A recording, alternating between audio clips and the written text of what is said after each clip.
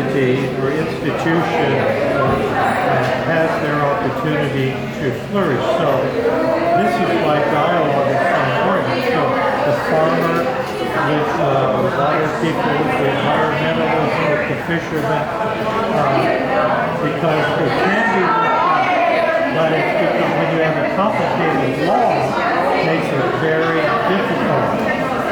Because people tie into what is most impacting them in their livelihood. And you get, something that's put together by politicians is, of course, full of special interests and loopholes. During the day, welcome all of you. Some of you are the faithful remnant, as Bishop called us. Some of you, this is your first meeting, and welcome, and we're happy to have you here. To get here is a tremendous amount, and I very much appreciate it. I appreciate what you do, often silently and often alone in your parishes, and hope that the energy that we share today will invigorate you to reach out and build bridges with maybe some new people that you hadn't thought about working with. We're going to talk a lot about Respect Life Month and some practical things later in the day, but while we have Bishop Blaire here this morning, we're going to focus on Laudato Si, which is the Pope Francis's new encyclical. And if all you hear about this encyclical is what you hear in the press, you think all that's in it is about the environment and global warming. But the reality is there is a lot about life and the connection of life and the environment and the poor and our connection to what we need to be doing as citizens of this world as regards to creation. And so this document really does provide us an opportunity as leaders in the life area to reach out and work with people in your parish that maybe you haven't worked with before. People that feel just as passionately about the environment as you feel about the unborn or the elderly. And it allows us an opportunity to not say, oh no, my message is more important, oh no, your message is important. The Pope has held up in a document that, oh, we're all important, and it's all part of the big picture. And so we need to look for opportunities to get to know those people so that they can make this, we can connect the dots for them, that maybe it's a little broader for them. Just like today, some of the things we're going to learn, might stretch us and get us to look to a broader picture. Today we have Bishop Blaire is going to talk from the theological perspective, and then we have Katelyn, Roedner, Sutter from the Catholic Charities Environmental Justice Project, and she's going to talk to us about some practical things. So with that, I'm going to turn it over to Bishop Blaire. He is an outstanding supporter. He and I and we're going to talk more about some of the ways we've been working both with the Planned Parenthood videos and the SB 128 and the end-of-life things. I've been in his office more in the last 6 months, I think, than I have in a couple years, because we've been very active with lobbying and doing a lot of things. So he is a supporter of our work tremendously, and sometimes it's stuff that you don't hear. It's calls to lobbyists and things that are happening that isn't right out there in the public. So just want you to know he supports us completely.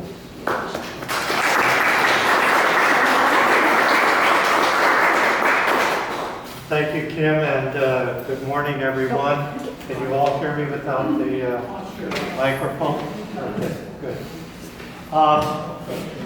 It's always a pleasure to be with you, and it's always a challenge to determine what to talk about, because there's so many issues, and I see that the issues are on the agenda today. Especially crucial now is addressing these end-of-life issues and some more proposed legislation, and I believe that's going to be covered after lunch.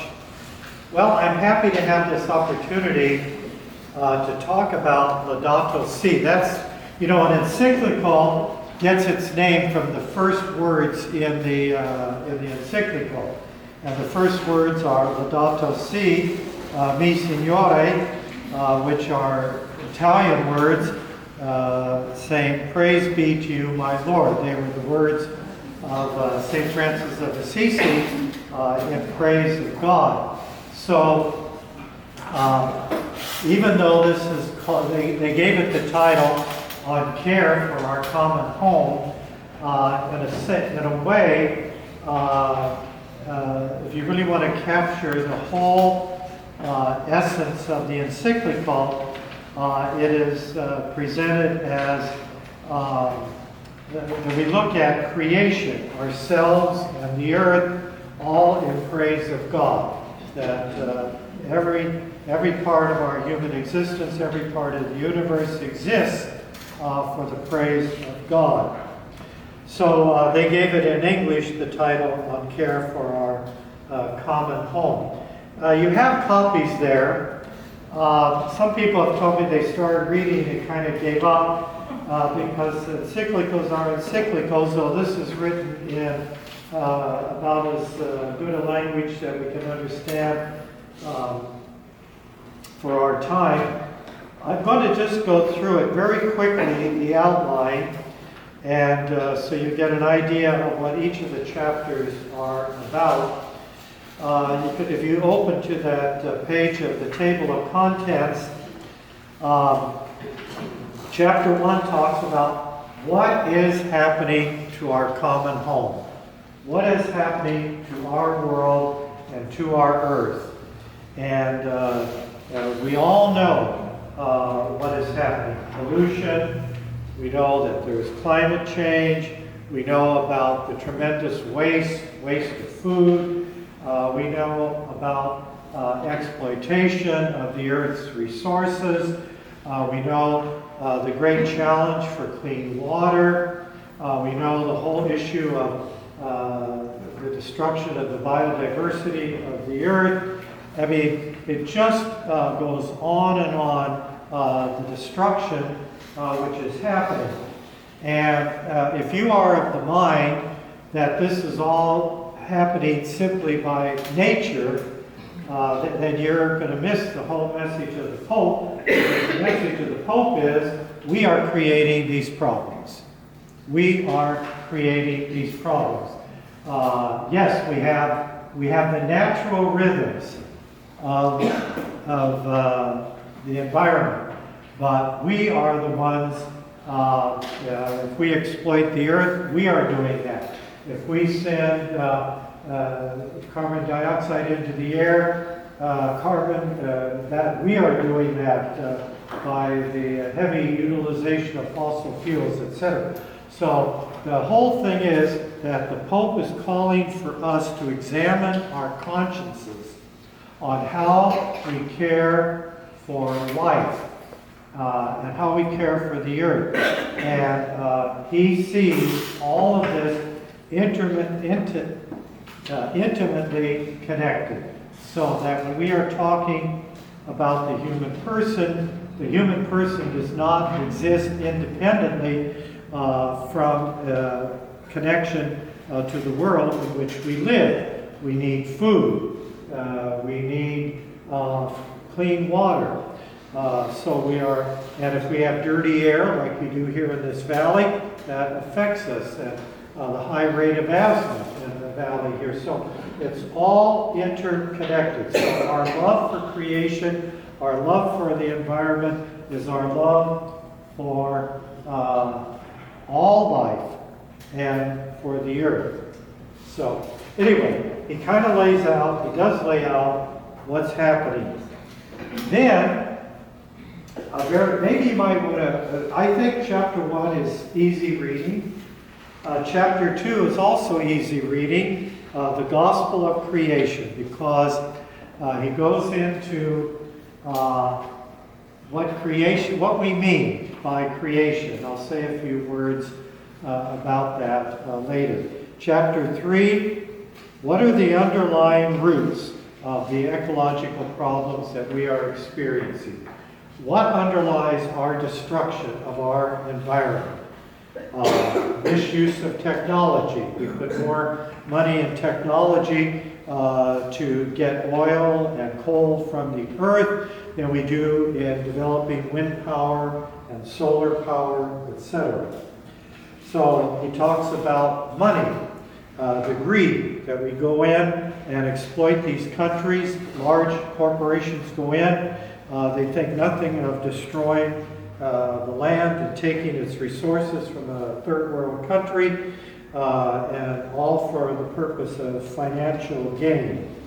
So he goes into the underlying, and they're nothing more than the traditional underlying evils of life, right? Greed, power. Well, I mean, it's all part of our understanding of sin. Then chapter 4 is an important one, because there he talks about an integral ecology. And that's what I'm going to talk about this morning, because it's kind of hard to understand. But it means we have to look at ecology in a comprehensive way. The human person, all life, the earth, everything has to be seen because we all relate to each other. Then, number 5, he talks about action, and the most important action the Pope is calling for is dialogue.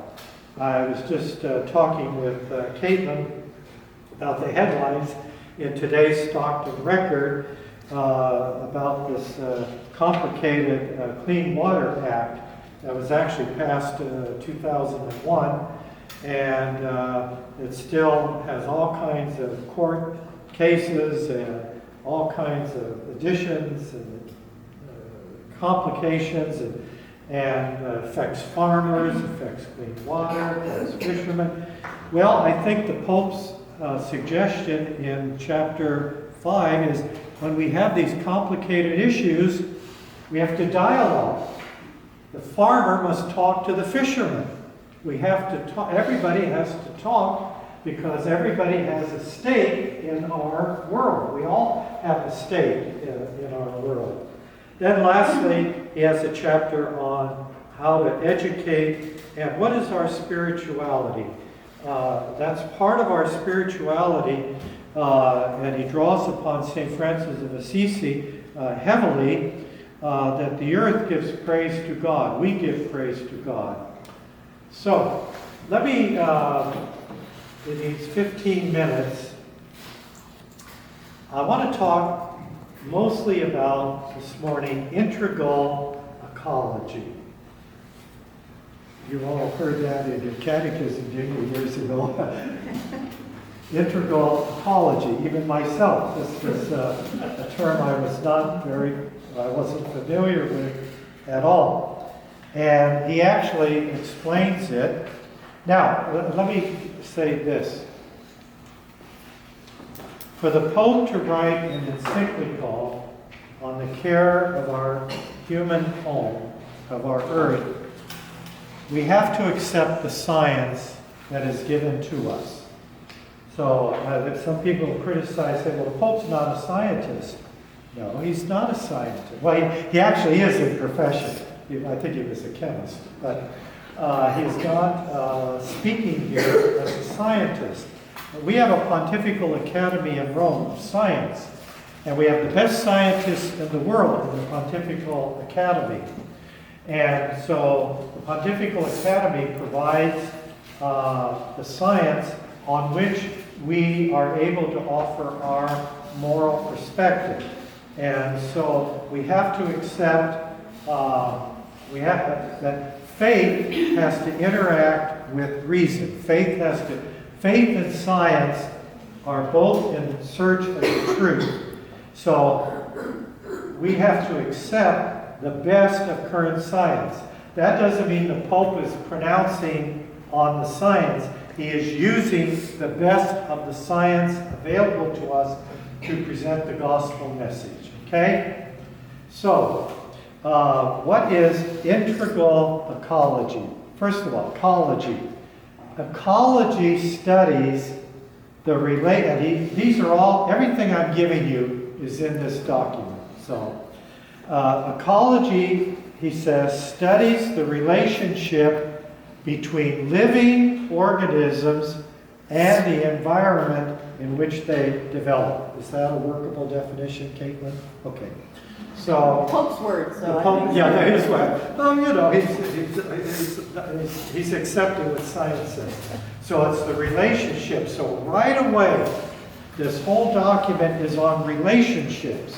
What is our relationship to the earth? But he will go over and over again. You cannot talk about your relationship to God if you do not talk about your relationship with your neighbor, if you do not talk about your relationship with the earth. I love the definition, and he makes application of this, of biblical justice. Biblical justice is a right relationship with God, a right relationship with ourselves, a right relationship with one another, and a right relationship with the earth. So we're talking here always about relationships. And he constantly emphasizes that when we destroy our environment, we hurt people, and especially we hurt the poor. If a multinational corporation goes in, takes out the resources, uses up the water, water doesn't go downstream, or a poor village is destroyed, those people end up being migrants, and the poor get affected. Who in the world experiences dirty water the most? It doesn't have clean water. The poor. We're very lucky here. We all have clean water to drink. We have 11 priests from India. Pastor here is from India. Many people in India do not have clean water. They go down to the water, they bathe, they use it for other things, and it becomes drinking water also. So the disease. So we're all interrelated. Now, here's what he says. He says, we are studying this relationship. Studying the relationship of all the living organisms, and we're the highest living organism as human beings, in relationship to the environment. And he says, but here's how we're not studying it. He says, we're not going to approach this as masters of the universe. Because what God said in the chapter on creation there, gave us authority over the earth. It's as stewards of the earth. But we are not masters that we can do whatever we want. He says, we're not going to study this as consumers, even though we do consume. We have to consume. But our consumption in some parts of the world uses up most of their resources. And so people elsewhere have less. And we consume so much. The amount of food that we throw away, it's unbelievable. The amount of food that is disposed of. He says we are not going to approach this as ruthless exploiters, going in to exploit the wealth of the land and leave everybody just hanging there. And he says, we also are not going to study this as, he says, we cannot approach this just as we have our needs, and as long as our needs get met, what do we care about others? So he says that's not the way to approach the study of this relationship. But he says, here's how we are going to approach it in this encyclical, with a sense of awe. This is God's creation, our life, our humanity, the earth. We're going to approach it with a sense of awe and wonder. And we realize that we're all interconnected. I cannot tell you how many times he says over and over again that we are interconnected. And that's what he means by integral. Everything is interconnected. So when we talk about the environment, he means a relationship between nature and people. So when we're talking about the environment, we're not just talking about the earth. That's a very inadequate understanding of the environment. When we're talking about the environment, we're talking about nature and ourselves, people, society, and our relationship. We have a responsibility to care for the earth, and the earth serves us and provides for us. But the earth belongs to everybody, so there has to be an equitable distribution of the world's wealth. And then he says, when we talk about nature, the trees and the flowing water, and all the minerals and everything, he says, we have to, like St. Francis, that we look upon nature as kind of a manifestation of God. It's kind of a reflection of God. And he says it's also where God dwells. Now that's very different from an animist. An animist makes nature God. We're not talking about that. We're saying nature is a reflection of God. All you have to do is study the parables to see how much Jesus used nature to teach about God. And that God dwells in nature. God dwells in us. God dwells in the world. But he says creation then is more than just nature itself. That creation means all the environment, means all the relationship of nature and people, and also what he says is we have to respect nature in itself. So, this year I used Yosemite in my homily for confirmation. And I talked about the beauty of Yosemite and how you want to preserve the beauty just so people can enjoy it. And it also includes a great respect for this earth which God has given to us. So he says this. He says, the book of nature is one and indivisible. So he says, I don't care if you're talking about the environment, you're talking about people, you're talking about sexuality, you're talking about the family, you're talking about social relationships. It's all intertwined. Sexuality is a gift from God, part of creation. The family is the basic unit of society. So we have to be very careful we don't isolate. When we talk about the family, we have to see it in its complete context and a relationship to society, to the earth. Family has a right for good health and clean water and clean air. And so it is all interrelated. He says this, he says, God has joined us so closely to the world around us that we can feel the desertification as a physical ailment. If you want to see desertification, drive down the Fresno way and see all the dry land. He says we can almost feel that as a physical ailment. That's what the farmers would have us say. And if a species, the extinction of a species, is kind of a disfigurement on God's creation. There's a purpose for everything.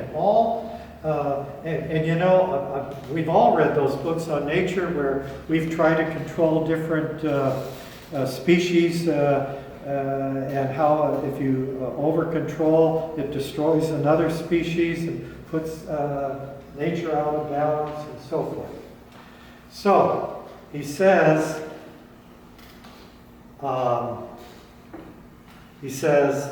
today, the analysis of environmental problems cannot be separated from the analysis of human, family, work-related, and urban concerns. In other words, it's all part of our condition in this world. He says you can't even separate it from how individuals relate to themselves and how they relate to others, because we always relate to our environment. And he says, how does it all start? In creation.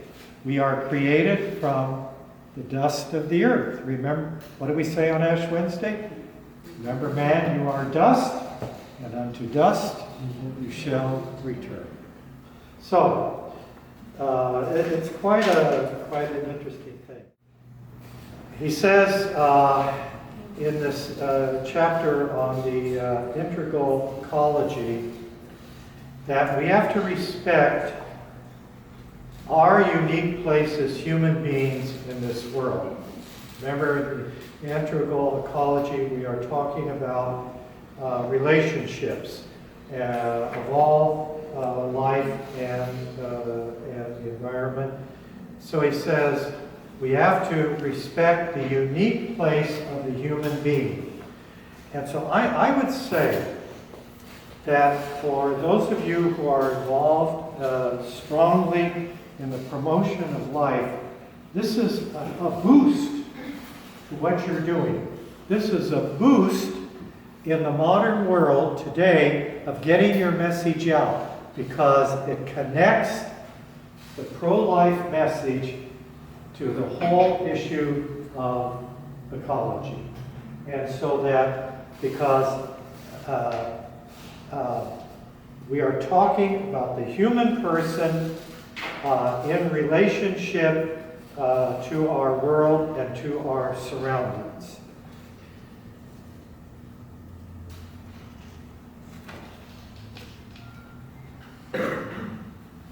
I'm just going to, I only have a couple minutes left. I'm going to skip ahead to here. There would be two sections that would be of interest to you, I think. Number 120. Maybe if you want to turn, we could just read together, 120. It's on page 58. He says here, since everything is interrelated, concern for the protection of nature is also incompatible with the justification of abortion.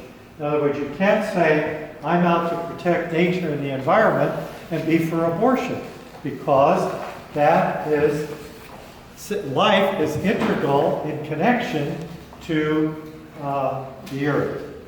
How can we genuinely teach the importance of concern for other vulnerable beings, however troublesome or inconvenient they may be, if we fail to protect a human embryo, even when its presence is uncomfortable and creates difficulty? If personal and social sensitivity toward the acceptance of the new life is lost, then other forms of acceptance that are valuable for society also wither away. And that's interesting, because in another part of the encyclical, he says this. He says, if you have a mindset which leaves no room for the concern for the environment, he said that same mindset is probably going to lead you to no concern for the most vulnerable. In other words, your mindset's got to be consistent. Yeah, if you don't care about the earth, it's just like if you doesn't bother you when people treat animals cruelly, well, it may not bother you when they treat human beings cruelly. This is just a little sideline, but I've been very involved also in restorative justice, and one of the things we have learned, one of the early signs, do you know what one of the early signs of a criminal mind? Mistreatment of animals. So I mean, it just shows how everything is connected. Okay, the other paragraph, and then I think my time is up, because we have to get to Katelyn, who's our real expert, is turn to paragraph 136 on page 66. Ecological movements defend the integrity of the environment, rightly demanding that certain limits be imposed on scientific research. They sometimes fail to apply these same principles to human life. In other words, we can't do this because it's going to harm the environment, but oh yeah, we can do it when it comes to human life. There is a tendency to justify transgressing all boundaries when experimentation is carried out of living human embryos. We forget that the inalienable worth of a human being transcends his or her degree of development. So no matter how we have developed, if you're a human being, you're a human being. In the same way, when technology disregards the great ethical principles, it ends up considering any practice whatsoever as licit. As we have seen in this chapter, a technology severed from ethics will not easily be able to limit its own power. I feel that the Pope's Encyclical on Environment is a great friend to pro-life. Just as I feel pro-life now can even be a great friend to the care of our environment. We're all interconnected. Okay, I'm going to conclude.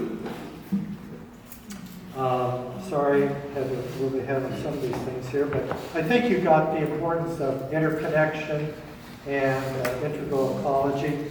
I'm going to conclude with this thought that Pope Francis lifts up St. Francis of Assisi. This is what he says.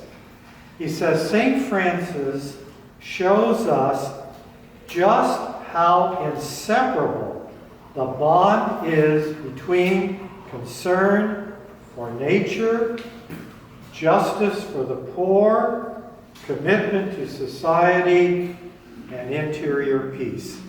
I mean, we are all children of this great universe that God has created.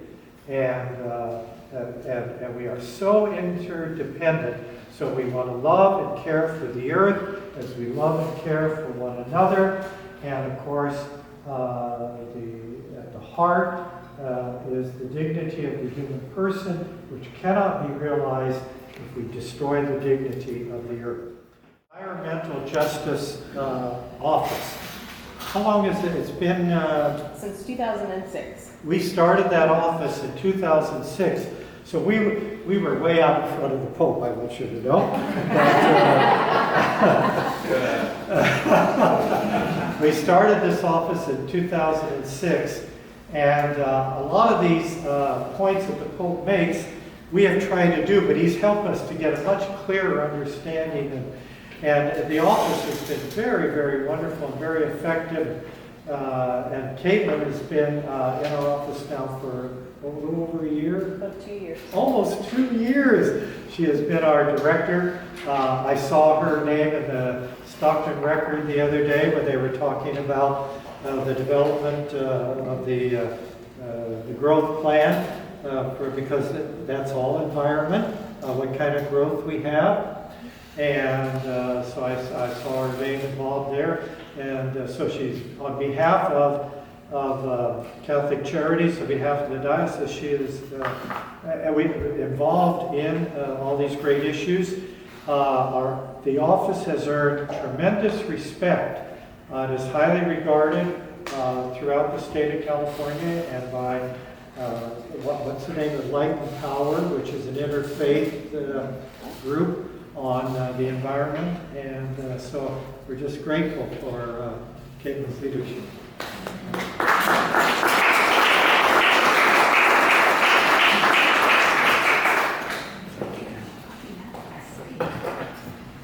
Well, thank you very much for that introduction. If you can't hear me, or if I start to fade off a little bit, wave at me or something, and I'll switch to the microphone. So thank you very much for that introduction, Bishop. Like Bishop and Kim said, I'm Katelyn Roedner Sutter. I am the director of our environmental justice program at Catholic Charities here in the Diocese. And we are pretty unique. We are the only Catholic Charities in the country that we know of that has an environmental justice program. And I think Bishop Blaire has a little bit of pride that he was out in front of Pope Francis in getting this program started almost 10 years ago now. We work in sort of 3 areas. One is advocacy. So we worked closely with Kim, actually putting together Catholic Advocacy Day for the Stockton Diocese, and we are concerned about issues of air quality, climate change, and environmental rules as they affect the poor and the vulnerable. So we want to make sure that everything California does, they do with the poorest and most vulnerable among us first and foremost in their mind. We do some community organizing on local issues, and that's what Bishop was alluding to as far as housing, transportation, smart community growth, so we are investing in our poorest communities. And then a lot of parish work, and actually Yolanda here is new staff for us. We're up to 3 staff members in the Environmental Justice Program, and Yoli is hard at work putting together some resources on the Encyclical, including a toolkit and presentation and action steps, and all of that is sort of a combined package that we can bring to all of your parishes to share with your parishioners and those that you work with on Respect Life issues. So I think at this point you might have gotten the sense of what environmental justice is. You know, we're really looking at issues that affect the poor and the vulnerable first and foremost. So air pollution, water pollution, hazardous waste, climate change, these all impact the least among us. We say first and worst, and that is the concern of environmental justice. The example I usually give people is think of a neighborhood near a highway. Oftentimes these tend to be lower income neighborhoods. They tend to be neighborhoods of color. They tend to have very high rates of asthma. There are hazardous waste sites nearby. They're sometimes located near industrial sites. We would term that an environmental justice community because they are suffering the most from our environmental damage, and they are also poor and vulnerable. So one of the key messages that I take away from Laudato Si is exactly what Bishop was explaining, that you cannot separate this care for creation from care for the most vulnerable in our communities. To do that is, well, I don't think I could say something's a sin, but I kind of feel that's what it is, that we have to think about these 2 things in an integrated way. Earlier this summer, I had the opportunity to attend the Catholic Roundtable's Social Action Summer Institute, which was focused on this very idea of integral ecology. And one of the keynote addresses was from the Director of Life, Justice, and Peace for the Archdiocese of Portland. And in his office, he has life concerns as well as environmental concerns. And for his work, he does not separate these 2. It is the same staff, it's the same programming, it's integrated. And he said that people must always be the ultimate goal of our actions. That human life is sacred and that our environmental damage falls most heavily on the elderly and the unborn. So we're not just talking about poor and vulnerable people, but specifically our unborn children and our seniors are suffering the most. And he pointed out it is no coincidence that these are also the populations where much of our pro-life energy is focused. The elderly and the unborn are vulnerable in all ways, including more vulnerable to pollution than the rest of us. So I'm going to give you just a couple of examples and offer some ways that your respective groups and committees could consider some further engagement. So the first that you can tell Bishop and I have talked about these issues a few times because he touched on air and water, and that's exactly where I'm going to go to. Air is near and dear to all of us. We breathe it all the time, we live in it, we don't even notice it.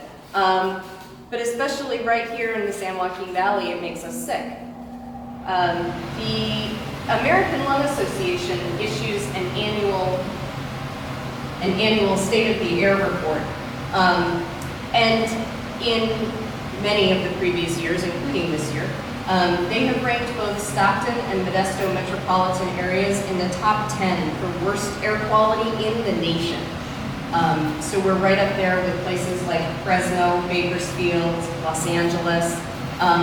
We are not only the worst in California, but among the worst in the United States. And this contributes to our really disturbing rates of asthma. Over 1 million children in California are diagnosed with asthma. And the way I read that is a horrifying number, but the key word there is diagnosed.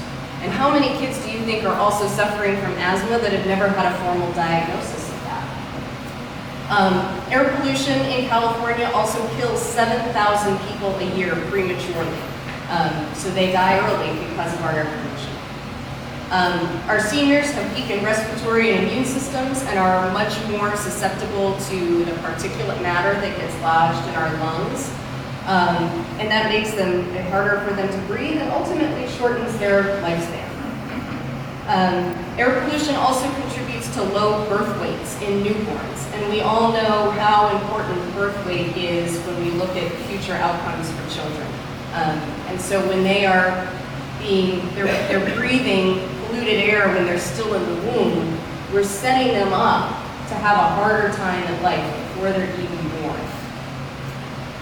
So to go back to the presentation that I heard, it was Matt Cato, I don't think I gave you his name, but he pointed out that cancer is the #1 killer of children in late infancy to early adulthood. And that 80% of our known carcinogens are in the environment around us. So our environment is making our children sick. It's making our unborn sick, it's making our elderly sick, it's making our children sick. And so there are in fact things that we can do about this. I mean, these numbers are pretty disturbing, and we are in the center of this issue. I would say first, consider your own actions and lifestyle choices.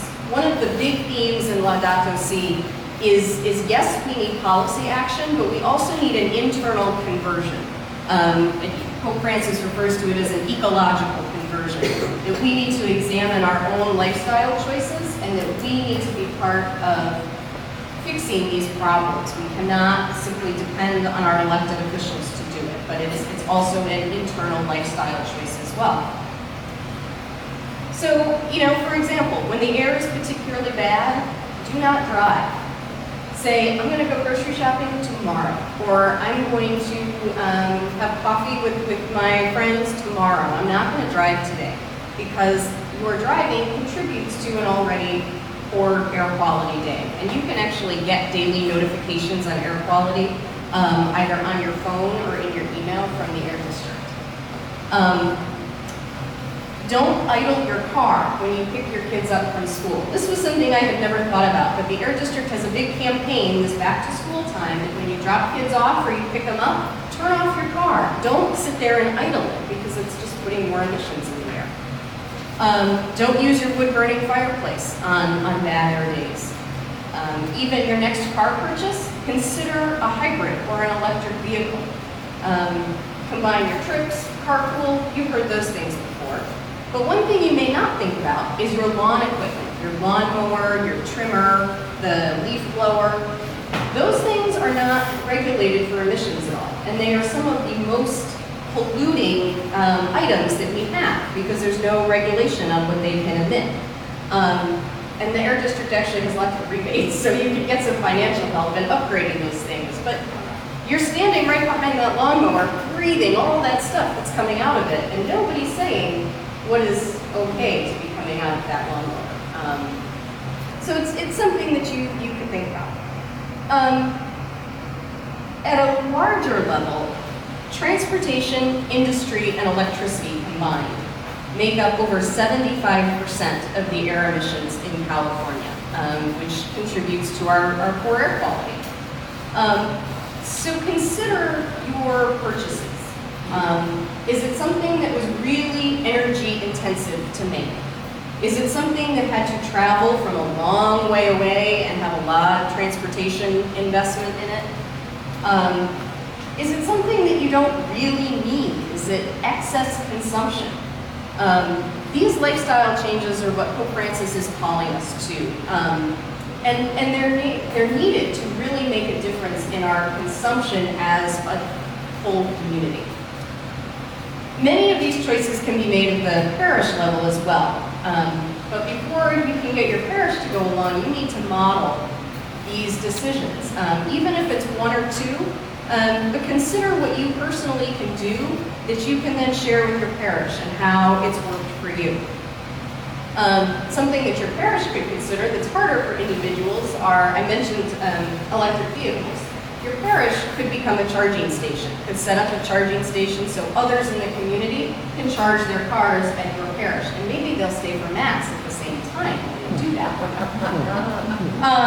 Set up a regular carpool system so people can drive to Mass together, or celebrate walk or bike to Mass days. Instead of people driving all on their own, get people together, or take another form of transportation to get to Mass.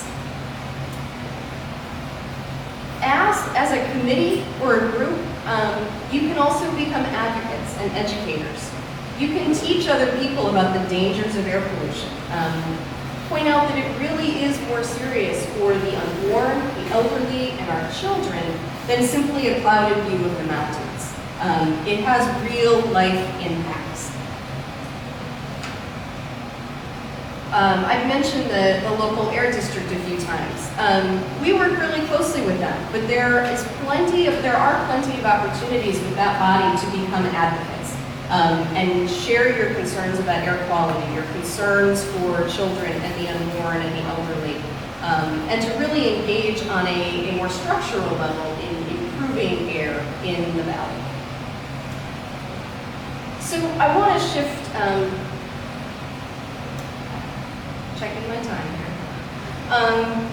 Another essential element for human life. We've got air that we all breathe, but we all need water too to survive. You've probably heard the factoid that our bodies are 80% water, and you have to drink 8 glasses of water a day to stay healthy. And I don't know about you, but growing up, whenever one of us was sick, whether we had a cold, our stomach wasn't feeling well, whatever, my mother's first response was, well, go drink a glass of water. I mean, she truly believed that just drinking water would solve a lot of issues, and I can say now in life she's probably right. Of course, right now in California, we are living through an epic drought, and water is on the forefront of many people's minds. And I totally support all of these efforts to conserve water, and would like to see many of us do even more. But I want to think a little bit bigger about water. One fact that I remember learning the first time and being a little shocked to consider is we flush our bodily waste down the toilet with drinking water. You could drink the water out of your toilet if you so chose. With a few recent exceptions in California, we turn on our faucets and we know water is going to come out of that faucet.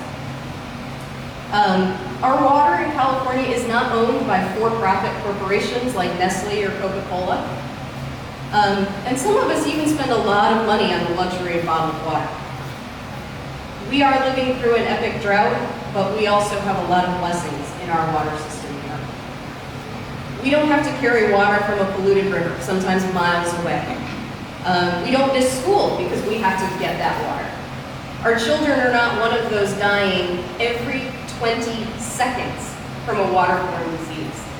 Every 20 seconds, a child in this world dies because of a waterborne illness, most of which are totally preventable, and things that like cholera and dysentery. I mean, things that aren't even on our radar in the United States. Or they die from diarrhea, something that is completely preventable in the United States. But every 20 seconds, we lose a child to one of those things. Water is probably the most essential environmental element to human dignity. Not having water means you can't bathe, you can't cook, it's hard to eat because you can't cook, you can't take care of your family without water. It is women and children, and most commonly female children, who are responsible for collecting this water in many developing countries. They don't have the opportunity to attend school or play or just be kids because they're off collecting water. This is a great story put out by Catholic Relief Services. It's called Drop by Drop. It's a children's book, and it's about this very issue. It's from the point of view of a young girl in Burkina Faso in West Africa who can't go to school because she has to collect water for herself and her siblings and her parents.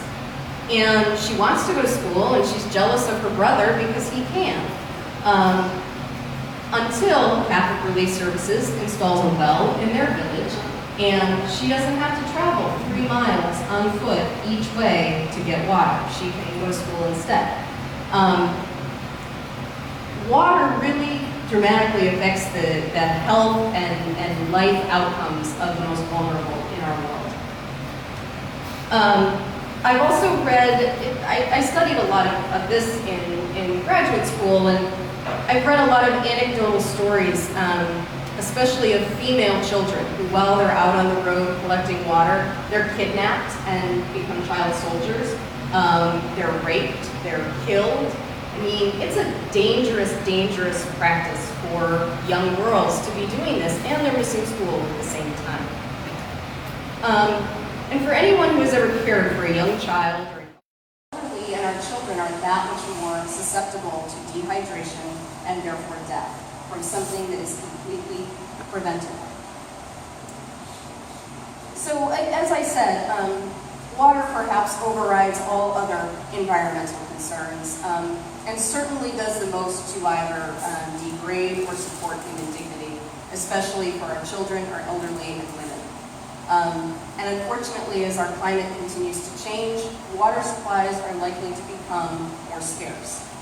I don't have a copy of the book with me today, but if these are things that are more interesting to you, Christiana Peppard, who is a Catholic theologian, ethicist, and scientist, has written a book called Just Water, and she goes through all of these issues of the privatization of water, women and access to water, the health outcomes of women related to water.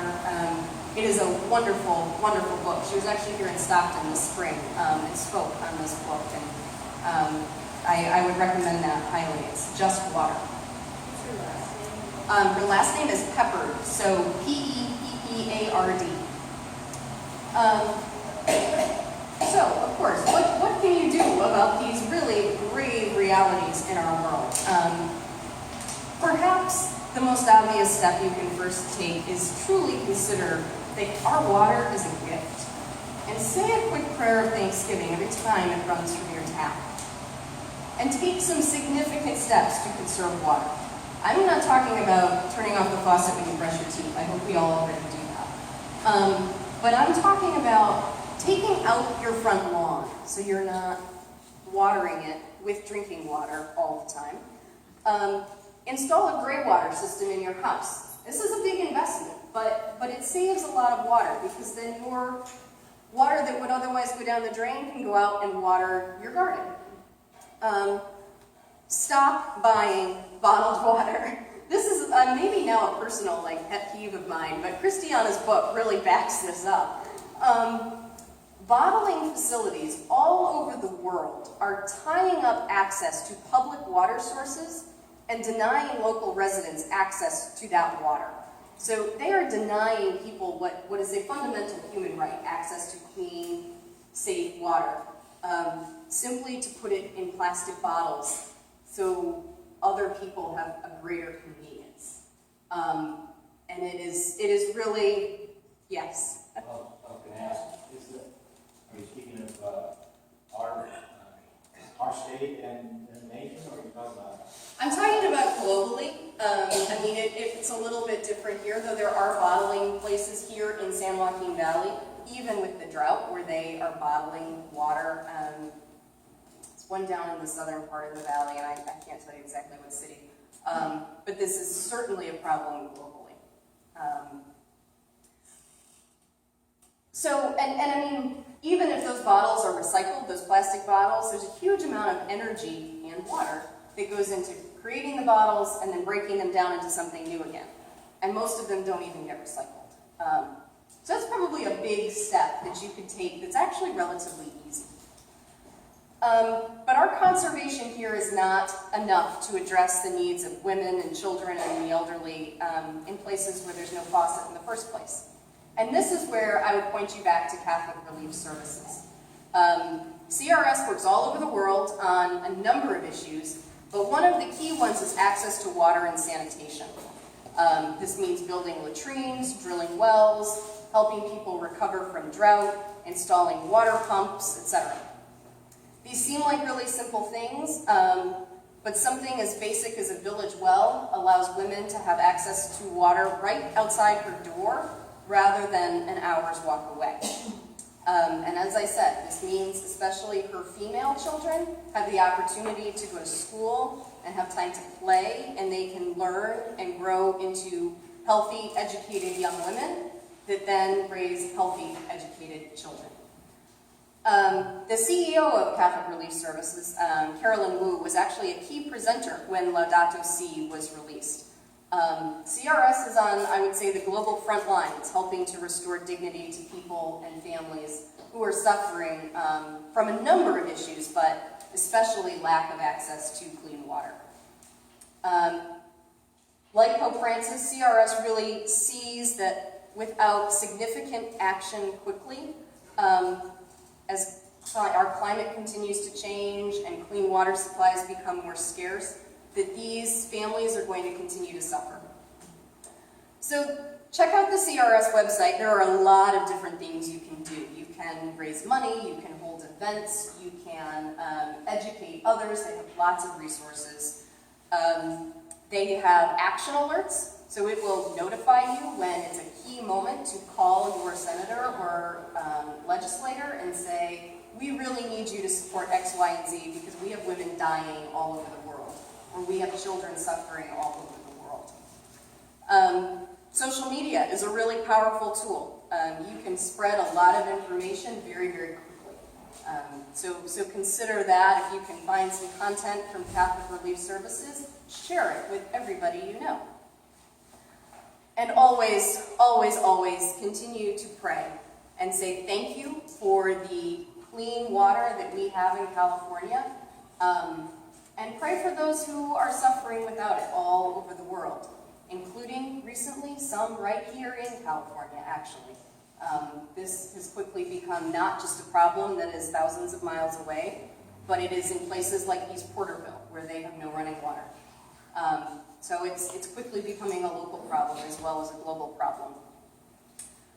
So I hope that I'm not way over time, and that this introduction to Laudato Si, integral ecology, as well as some concrete examples and some action ideas have been helpful to you. And I mean, I could go on with some more ideas. So there are more resources available.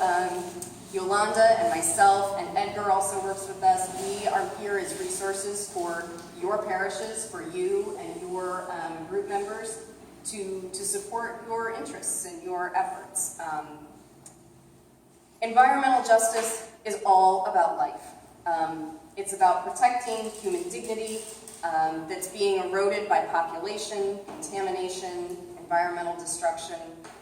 All of our actions are about the health and dignity of people. And how we treat the least among us cannot be separated from how we treat creation. If nothing else resonates with you today, I hope that message does, that these are integrated and we cannot separate our care for the most vulnerable from our care for God's creation.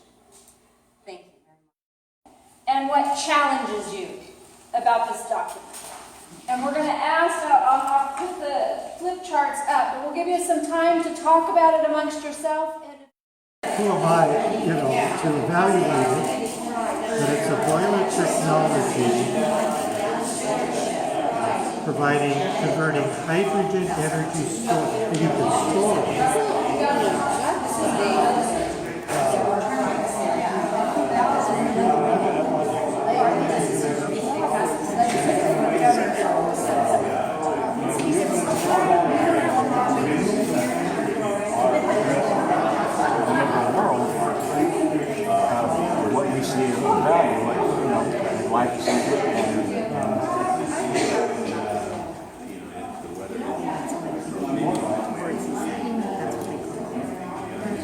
that hospital integrated in here. So part of our nature is based on our souls. Our souls are not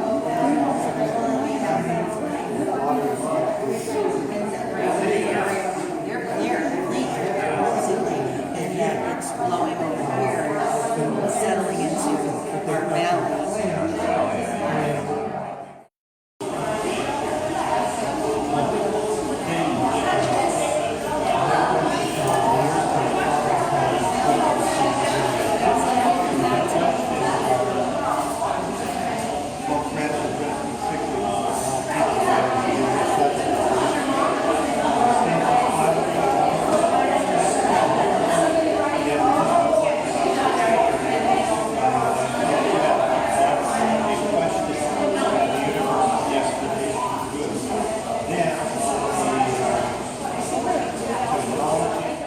Some of the challenges, and maybe you can comment on some of the challenges.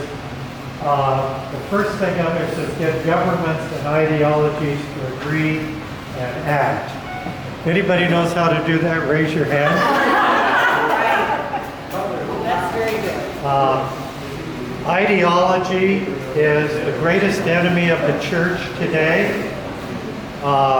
Ideology is where people subscribe to these ideologies and they let them govern their lives. They're false gods.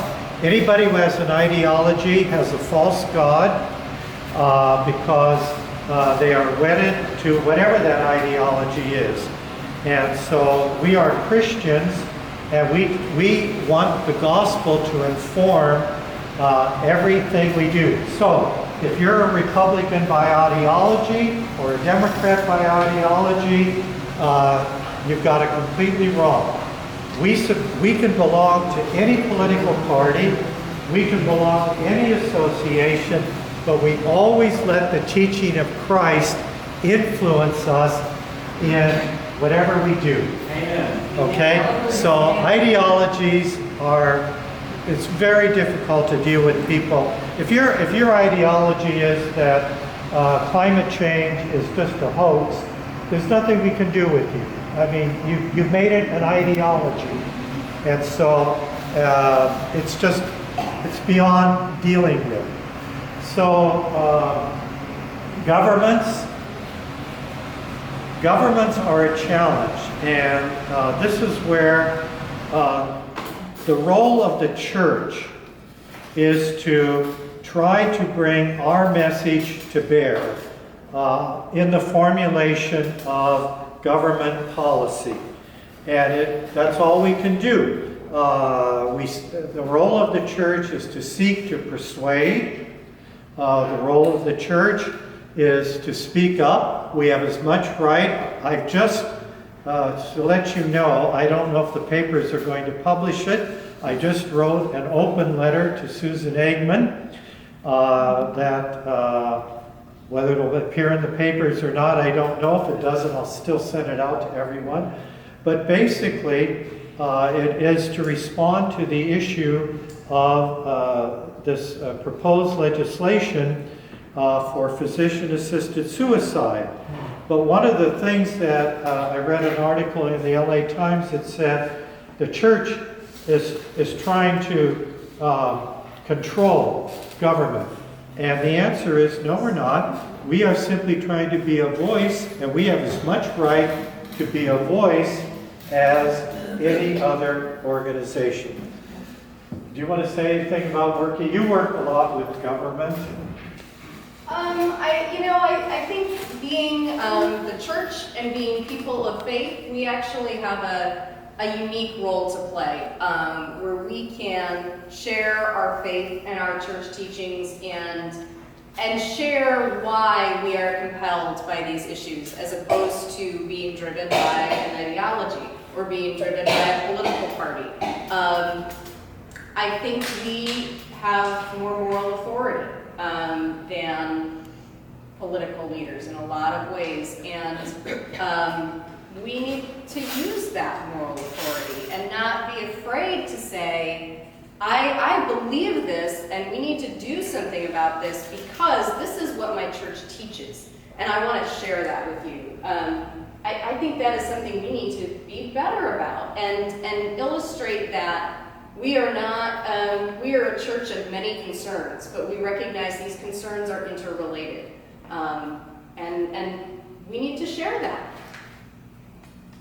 Okay, this one is a hot issue, politicization of global warming, climate change. There are a lot of climate change deniers out there. Sorry about that. But over 90%, maybe more than that, 95% of science says that there is climate change and we are part of the problem. And this is what science says. And the Pope says we have a responsibility to address that issue. But he also knows that there are deniers. And he says, so even if you deny it, that we have to look around and see what we're experiencing and address that. So even if you deny climate change, you still have a responsibility to work for clean air, clean water, get rid of fossil fuels, more to wind power, solar power. We all to have a cleaner energy, even if you are a denier. So yes, it's heavily politicized. And that's too bad, because one of the things we are involved in as a church is to address the issues from a moral perspective. And I worked enough domestic policy for the bishops in Washington to know that one day you're meeting with one political leader and you're in agreement and it seems that they're responding well. You can meet with the same one the next day and you're in complete disagreement. And so one day you're with one party and on an issue you agree, and the next day you're at odds. So nobody, the thing I learned very quickly, I don't care who you are, nobody completely agrees with the church's position, but what we're trying to do is to influence from a moral perspective. Marxist ties, I'm not quite sure what that's about. Yes. That came from our group, and I wrote it, and because it's the ideology of Marxism to control the people, and I often feel that through the global warming, or whatever it's called, climate change now, that it is through regulation and politics a means to control people. And I've read a little bit on the history of that and a lot of the basis for, like starting with Earth Day, for example, is it's founded by people with Marxist ideologies. So that's what that meant. Well, And I would say I think that the church is very clear. We have always condemned Marxist ideology, and whether it be expressed in communism or whatever. The church was the great defender of liberty there. But the other side of the coin is the church then says that every institution in society has a responsibility. So anybody who says government shouldn't be involved, we can't accept that as Catholics. We say government has a responsibility. Now, you could all disagree to what extent government is involved. We all say you have to have good order in society. You can't have, so you have to have regulation, but you could all agree and disagree on how much regulation. That the church has a responsibility, you as individuals have responsibility, corporations which have run amok, they have responsibilities. Everybody has responsibility, and so you have to bear that out. Now, in terms of dialogue, yes, we dialogue with everyone. It's not easy. I mean, the Pope, when he went to Bolivia, dialogued with that government there, which is pretty left-wing. And when he finished his talk, he said, well, he says, I ask you all to pray for me. Then he looked over the group and said, Now, I don't ask this guy, I said, just send me good vibes, because they don't pray.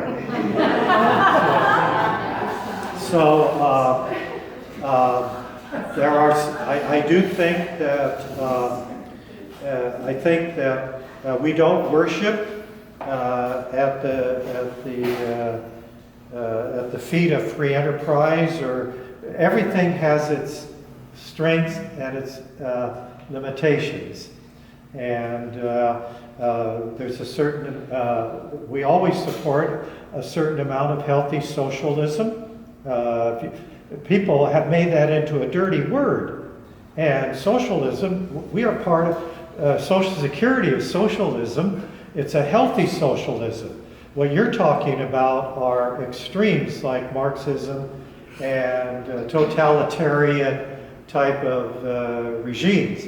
So we're always looking for a balance, and even in our own freedom in this country, we have, I mean, you've got people right now running, want to become president, who are libertarians, who don't want the government doing hardly anything. And then you have others who maybe want the government doing too much. And so you're always trying to strike a balance. And so the church tries to lift up the values that are involved. And we have to let all the different institutions play out, but we challenge everybody. I don't know. Tough question. Okay, so of the, Oh, I want to say something about... we're going to talk about CRS. We're not going to talk about Boy Scouts and Girl Scouts and Planned Parenthood just because we don't have time. We won't go, I mean, we'll put that on the back burner and talk about that some other. And I think the issue of getting discouraged and overwhelmed. What we work on is a huge issue, and I think this has been expressed by many people. You know, even the idea of incorporating environment into a life message where we're dealing with this monster issue is a bit overwhelming. So how do we keep from that discouraged, overwhelmed? We can't do more than we're already trying to do, which is stop abortion and stop euthanasia. I just want to... And don't stop doing those things, please. I just want to say a quick thing about Catholic Relief Services. There is an element in the church of right-wing, very extreme right-wing people who attack Catholic Relief Services and the Catholic Campaign for Human Development.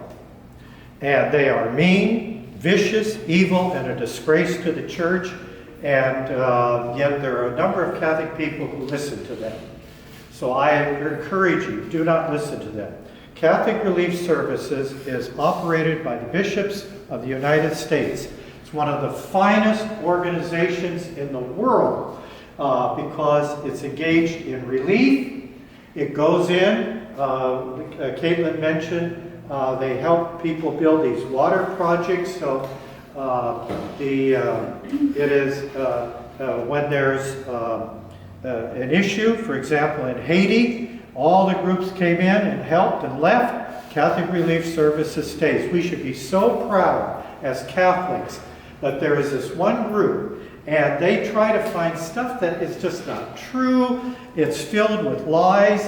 And the Catholic Relief Services, Carolyn Wu, is one of the most outstanding people, the director that you would ever want to meet. And the previous director is now the papal ambassador for the United States, and Ken Hackett.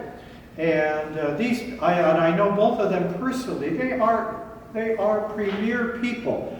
The Catholic Relief Services follows carefully the teaching of the Church. So don't believe all this nonsense. And the other nonsense is the attack on the Catholic Campaign for Human Development. And these people on the right wing don't want us to touch or talk to anybody unless they completely are in accord with Catholic Church teaching. Well, that's absolute nonsense. We must have our values, but we dialogue with everyone. Okay? We dialogue with everyone. And And so they don't want us working with anybody. They don't want us. This is, by the way, nothing new to the church. We've had these people in the church from day one. In the New Testament, they're always going after these pure, and we've always had heresies from the start of people who are Puritans, not to use the word the wrong way, but they want us to be absolutely pure and not touch any evil in the world. Oh, goodness gracious. So don't touch anybody who might not be, you know. So I just want to make it clear that the bishops monitor Catholic relief services so carefully, and when there are problems that are raised, which you're going to have with a huge organization, they're addressed immediately. Okay, what was the next thing? Back down into the overwhelm and Okay. establishing some. How do you think we're getting discouraged, Katelyn? And this is a very real challenge and something that I cope with a lot doing this work all the time. The first thing you do is pray. I have to pray all the time for strength and confidence and the will to say, even when things aren't going well and it seems like things are insurmountable, I mean, with God, all things are possible, right? I need that constant reminder. So it really is a healthy faith life, I think, and a healthy relationship with God keeps me going. On a day-to-day basis, I think it's reminding myself that the world is not on my shoulders. The world is not on your shoulders. We are called to do what we can where we are in the time that we live in. We cannot solve every problem for everybody as much as we wish that we could. We tackle what we can tackle in front of us, and we chalk that up to a victory, and we move on to the next thing that we can tackle right in front of us. And you can't do it alone. You've got to do it with great staff, with great colleagues, with great volunteers. But we do as much as we can where we can, and we say thanks be to God, and then we get up the next day and try to do as much as we can where we can again. You know, I remember that Jesus said, in this world we have tribulation, but we're not overcome the world. Amen. I want to share one thing that when I began in the Respect Life office, Dottie Purdue's office was right next to mine, and she was doing the RCIA at that point in time for the diocese. And she's been a great inspiration and really helped me to keep my sanity, one of the things that she told me, because doing this work, I find myself frequently pulled between the two extremes and trying to bring this message to people that might be on the left of where the church is and bring the other message to the people who might be on the right of the church that maybe their view might not be exactly right. And Dottie said, we need both of those people. The people who are on the left of maybe where church teaching is, and the people on the right, because together they keep the church in the middle. And so we have to thank God brought all of us, the frustration is real. And you're working on a really, really hard issue. And I know, I'm going to share, this summer has been really horrendous. It's been horrendous for me. Every day, there's a new one of those Planned Parenthood buildings. And I'm sorry, I really haven't watched them. But just reading the description of them, I work with the women and men who are hurt and damaged so much from abortion. And I feel that pain that is out there. And I feel the frustration that you feel. And I'm telling you this passionately because we did have one of our colleagues leave and say, why are we talking about this when we should be talking about that? We've got to find a way to bring this message to some different people. We can't, we can't just scream that abortion is happening and expect those people who have their blinders on so hard to hear it. So we have to find ways, and we find ways by finding some common ground with them. But your frustration and the feeling of it's not making a difference, and it's still here, and what am I doing this for, is real. And when we just pray. Well, I think we have to say that in the church, there's plenty of room for dialogue. That's what the Holy Father encourages, is dialogue. And that we have to respect one another. And there are different perspectives. We've always had different perspectives within the great realm of the church. What I was criticizing earlier was not the wider variety of perspectives. I was criticizing the extreme positions which divide the church, and that they're way out on the edge where there's lies and it's demeaning and so forth. But within the church, we have plenty of room for differences of perspective, and that we have to dialogue with one another, just as we have to dialogue with society. That's what the Holy Father is talking about. And that goes back to Paul VI. Paul VI gave us this great document after the Second Vatican Council on dialogue, and where we have to listen to others, and we have to. But to dialogue, you have to know your faith very, very well. You have to be totally committed to your faith, but you have to be open in the dialogue, and just like the issue there that Kim is talking about, where people are in pain. That's what Pope Francis. We meet people when they're in pain, and we try to bring the healing of the church. I just cannot. It's time to go. And I know you said don't discuss this question here. I just want to say something about the question. I don't like the question. I think if you ask this question this way, you need to reframe the question. The question is, why do we still support Girl Scouts who support Planned Parenthood? I don't think that's the right question to ask at all. The right question to ask is, what is the position now of the Church of the United States in regard to Girl Scouts? And you go to the website and find out what the position of the bishops is. This question has been discussed thoroughly. And so to come to this kind of a negative, I get sick and tired of negative questions. I don't care who asks this question. Why do you always have to ask a negative question? Why can't you ask it in a respectful way that says, there are a lot of issues with Girl Scouts. What is the church's approach to addressing those questions? And go to the website of the bishops and find the answer. Same thing with that question, why do we support Boy Scouts who support the gay lifestyle? I find that a question to be offensive. Rather, the question should be, there's quite a lot of issues at the present moment in regards to gays and the Boy Scouts. Gay leaders and gay members. How is the church addressing this question? That's the kind of mentality I'm looking for.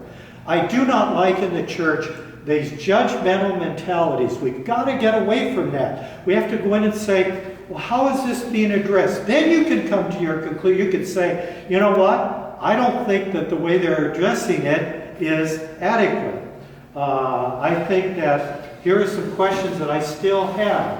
But I really do object in the church to people who do not ask questions with an openness to learn, that ask in such a judgmental way. And working with gay people is a very difficult question in the church because we respect each and every person and make everybody welcome, and yet we have some concerns about the morality of the practice of homosexuality.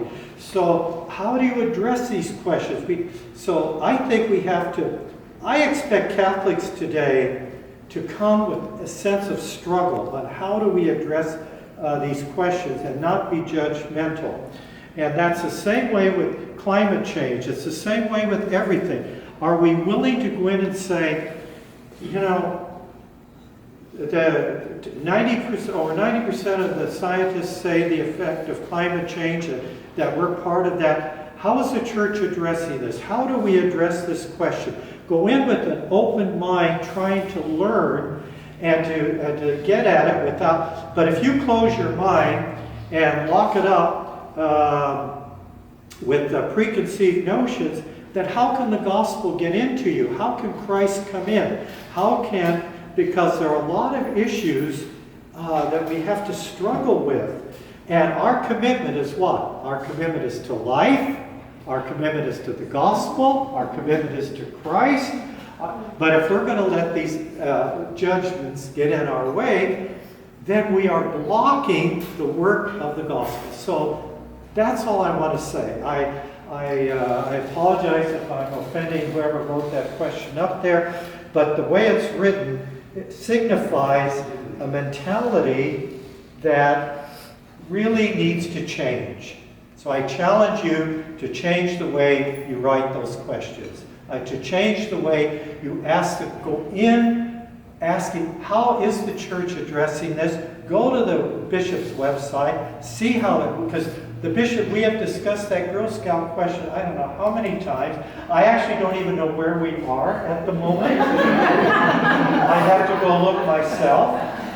We have discussed the Boy Scouts. The Boy Scouts have been so, the Mormons and the Catholics have been the greatest supporters of Boy Scouts in the country. The Mormons are dealing with the question. When I go to the bishop's meeting in November, I will attend the meeting on the Boy Scouts to see where we are in addressing this question. Because I'm not sure I could answer myself. The last conversation I had was with Anne Marie before she left about Girl Scouts, and they were in the process of formalizing their policies. So, an agreement, yes. Yeah. And so, you know, we have to go with an openness to resolving the issues. That's all I want to say. Okay, well, thank you all very much. I think that we've run out of time. Can you end us with a prayer on this section and in inspiration? We all want to come to eternal life, and we want the kingdom of God to be present in our world. And I remember what St. Augustine said so very well. He said, the Christian life in one way is very simple. It's to believe in God and then live a good life. And that's what we're trying to do. And that's what we're trying to do with all the questions that we struggle with. Don't let politics get in the way of your faith. Let your faith help you on how you address your political positions. Okay? It's the other way around. Let your faith influence you. Does the church have all the answers? The church does not have all the answers. We have values. We have principles. But honestly, you can speak on gospel values and you're going to have two people end up with two different positions. And that's okay. That's okay. So, Lord, we thank you for the gift of this day. We thank you for the gift of our world. We thank you for the gift of life, and especially for the dignity of human life. We ask you to bless each and every one of us and guide us in our daily lives so that we may always seek to do what is your will, and that we may always seek to do what is right and good in love for God and one another. Amen. Amen. Thank you. Thank you.